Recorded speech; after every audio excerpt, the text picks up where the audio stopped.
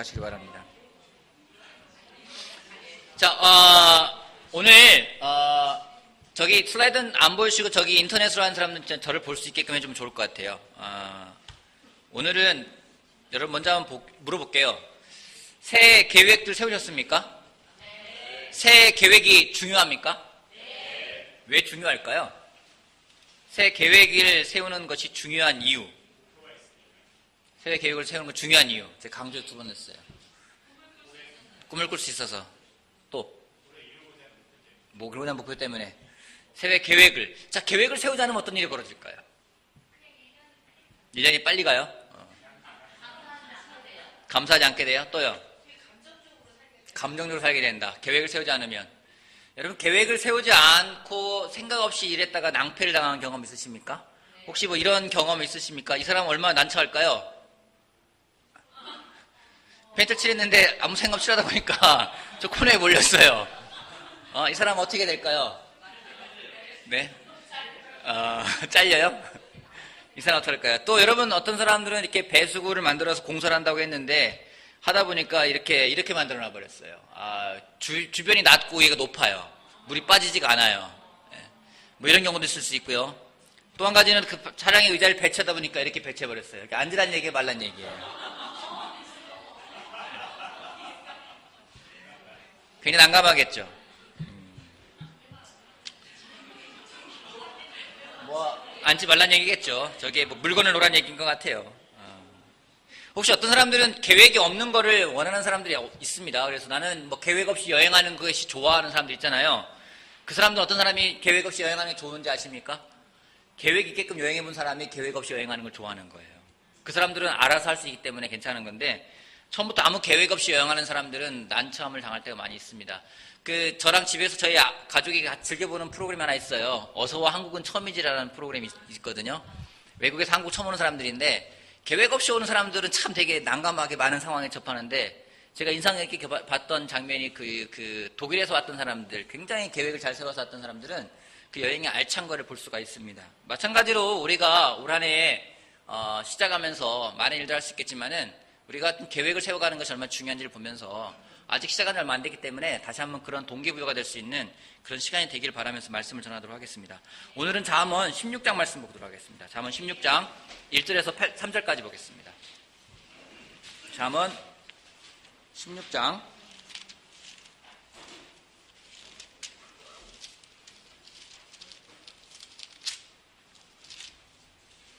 1절에서 3절까지 같이 한번 읽어볼까요? 잠언 16장 1절에서 3절까지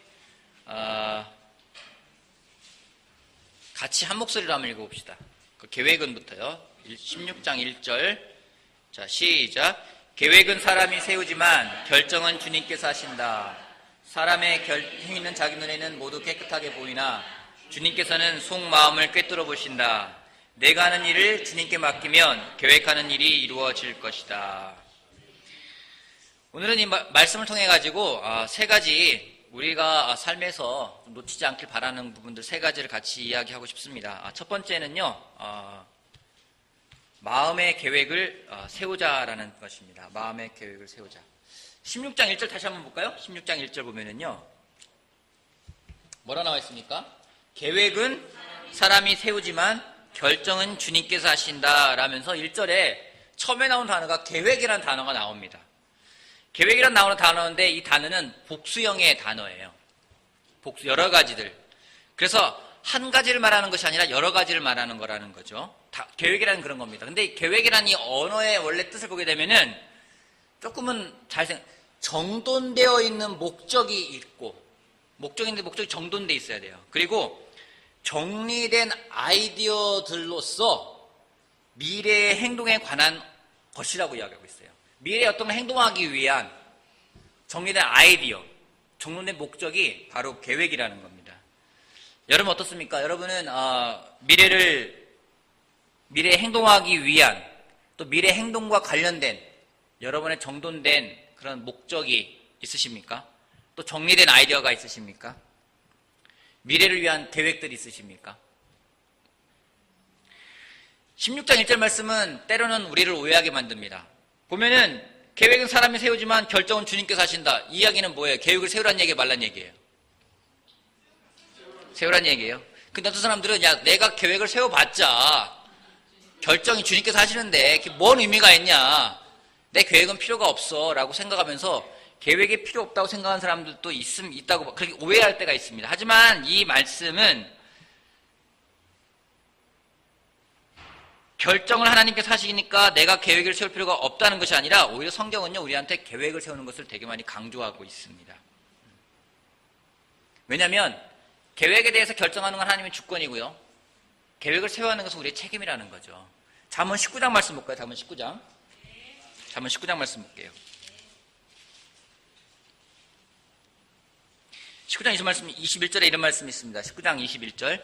사람의 마음에 많은 계획이 있어도 성취되는 것은 오직 주님의 뜻이다 라고 되어 있는데, 사람의 마음속에 많은 계획이 있어도 성취되는 건 주님의 뜻이다.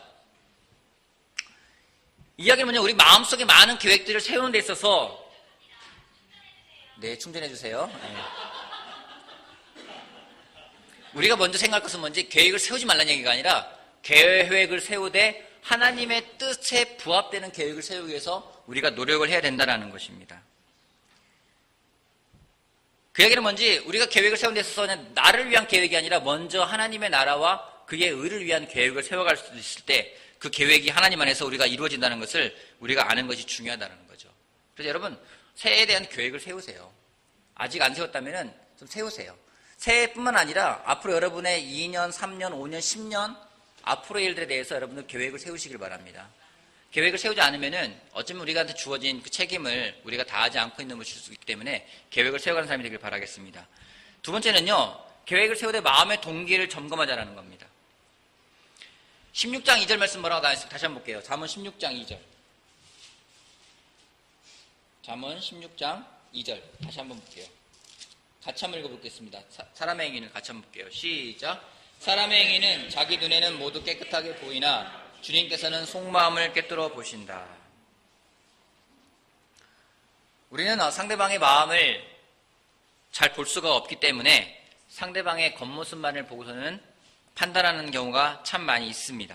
그래서 그 사람의 겉모습만 보고서는 무엇인가를 판단했다가 우리가 오히려 낭패를 볼 때가 많고, 또 상대방의 겉모습만을 통해서 어떤 것을 생각했다가 틀릴 경우가 참 많이 있음을 우리가 알 수 있습니다. 성경에 나오죠. 사무엘이 하나님의 왕으로 세울 사람이 누군지를 찾으러 갔는데 이새에게 아들들이 6명 있었잖아요. 그죠? 이새의 큰아들을 봤을 때 야, 얘가 정말로 왕이 될 만한 사람이구나 했는데 하나님 뭐라고 했습니까? 그 사람은 내가 택한 사람이 아니다. 사람은 외모를 보지만 나는 중심을 본다 라고 이야기하면서 하나님이 보는 것은 무엇인지 우리의 중심을 본다고, 우리의 마음을 본다고 이야기를 하고 있습니다. 근데 여기 보면은요, 사람의 행위는 누구 눈에는, 자기 눈에는 모두 깨끗하게 보인다고 이야기를 했어요. 여러분이 행동하는 것들, 여러분이 생각하는 것들, 여러분의 행위가 여러분 생각할 때는 깨끗해 보입니까? 아니면 지저분해 보입니까? 많은 사람들이 자기 행위에 대해서 어떻게 생각을 할까요? 합리화시키기도 하고요, 깨끗하게 볼 때가 참으로 많이 있습니다. 우리의 어떤 본능인지도 모르겠어요. 자기 보기에 자기 행위가 흠잡이 없을 정도로 옳다라고 생각하는 경우가 참 많이 있습니다. 때로는요, 아니라고 생각할 때가 있지만은요, 여러분, 싸움이라는 게 왜 일어나는 겁니까? 누군가랑 다툼이 날 때가 있어요. 왜 다툼이 일어나는 걸까요? 내가 옳고 상대방이 그르기 때문이에요. 여러분, 싸우면서 그런 적 있으십니까? 이건 내가 틀린 거야. 내가 틀린 거야. 막 그래서 싸워본 적 있으세요? 누군가랑 서로 싸우는데, 예를 들어서 정재현 형제하고 저 싸우는데 제가 먼저 얘기해요. 재현아, 내가 틀렸어. 그러니까 재현이가 아니에요, 제가 틀렸어요. 막 서로 자기가 틀렸다고 얘기를 하는 거예요. 내가 틀렸다니까! 그러니까 재현이가 아니에요, 제가 틀렸어요. 이렇게 얘기할까요? 이런 건 아니라는 거죠. 싸움이라는 것은 되게 내가 옳다고 생각하기 때문에 싸우는 경우가 많이 있습니다. 근데 우리가 하나님에 대한 태도마저도요, 그렇게 가져갈 때가 있어요. 아닌 것 같죠? 하나님 앞에서는 내가 하나님 뭐라 말하면은 내가 옳습니다라고 말할 것 같죠? 아니라는 거예요. 말라기 잠깐 볼게요. 말라기서 1장.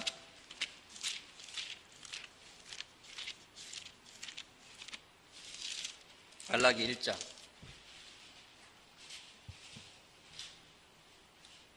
6절부터 7절까지 제가 한번 읽어볼게요. 아들은 아버지를 공경하고 종은 제 주인을 두려워하는 법인데 내가 너희 아버지라고 해서 너희가 나를 공경이라도 하였느냐? 내가 너희 주인이라고 해서 너희가 나를 두려워하기라도 하였느냐? 나 만군의 주가 말한다. 제사장들아, 너희가 바로 내 이름을 멸시하는 자들이다. 그러나 너희는 우리가 언제 주님의 이름을 멸시하였습니까? 하고 되묻는다. 너희는 내 제단에 더러운 빵을 바치고 있다. 그러면서도 너희는 우리가 언제 제단을 더럽혔습니까? 하고 되묻는다. 너희는 나 주에게 아무렇게나 상을 차려 주어도 된다고 생각한다. 눈먼 짐승을 제물로 바치면서도 괜찮다는 거냐? 절뚝거리거나 병든 짐승을 제물로 바치면서도 괜찮다는 거냐? 그런 것들을 너희 총독에게 바쳐보아라. 그가 너희를 반겨워하겠느냐? 너희를 좋게 보겠느냐? 나 만군의 주가 말한다. 뭐라고 하냐면요, 사람들한테 너희가 지금 바치는 게 옳지가 않아라고 하는데 오히려 하나님을 따지는 거예요. 무슨 소리입니까? 우리가 언제 옳지 않은 걸 바쳤습니까? 라고 오히려 이야기한다는 거예요. 분명히 하나님께서 말씀해도요, 사람들은 그렇게 반응할 때가 있어요. 때로는 성경 말씀을 보면서도요, 막 나를 스스로를 합리화시켜요. 이거는 아니야, 이건 아니야, 이건 아니야. 성경에 나와 있는 내용인데도 불구하고 나 자신을 합리화시키려고 할 때가 참으로 많이 있음을 볼 때가 있습니다. 그렇기 때문에 우리가 이런 부분을 조심하기 위해서 성경은 이야기하는 거죠. 자기 행위가 자기 보기에는 옳을 수 있겠지만은 하나님 보시기엔 그렇지 않을 수 있다고. 그 얘기는 뭔지, 자신의 모든 부분들을 자꾸 하나님에 맞춰보는 것, 하나님께 비춰보는 것, 하나님 말씀에다가 자꾸만 자기를 비춰보는 것이 그 무엇보다 중요하다는 겁니다. 여러분, 내가 어떤 행위를 하고 있는 내 마음이 어떤지를 알아볼 수 있는 좋은 방법은 말씀에 나를 비춰보는 게 있습니다. 또 어떤 게 있을 수 있을까요? 내 마음에 대해서, 내 마음이 어떤 상태인지를 볼 수 있는 방법이 있다면 어떤 방법이 있을까요? 내 마음을 잘 아는 사람한테 가서 물어본다. 내 마음을 잘 알 수 있는 사람이 있을 수 있어요. 그죠? 되게 좋은 방법이에요. 피드백을 구하는 거예요. 때로는 여러분들 계획 있잖아요. 마찬가지예요. 내가 보기에는 좋은 계획이에요. 내가 보기에는 옳은 계획이에요. 근데 하나님 보시기에도 옳은 계획일 수도 있고 아닐 수도 있어요. 어떻게 하면 될까요? 누군가에게 계획을 나누고 오픈하고 거기에 대한 피드백을 구하는 것은 굉장히 중요합니다. 여러분, 계획을 혼자 세우고 혼자만 작성하는 게 아니라 그것을 같이 나눌 수 있는 사람이 되길 바라겠습니다. 제가 오늘은 좀 계획을 세운 사람들 2명한테 부탁을 드렸어요. 당신들의 계획을 나눠줄 수 있겠습니까? 라고 하는데 제가 이런 설교를 한 다음에 나눌 거라고 생각 못했을 것 같아요. 하지만 나와서 나눠주기 바랍니다. 광무선 형제하고 우리 곽기자 선배하고 올해 계획에 대해서 그들의 계획을 나눌 텐데, 여러분, 같은 곽씨가 됐네요.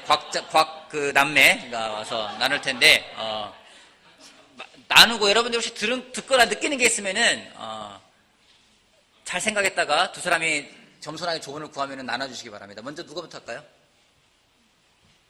예, 곽문선 형제부터 나눌게요.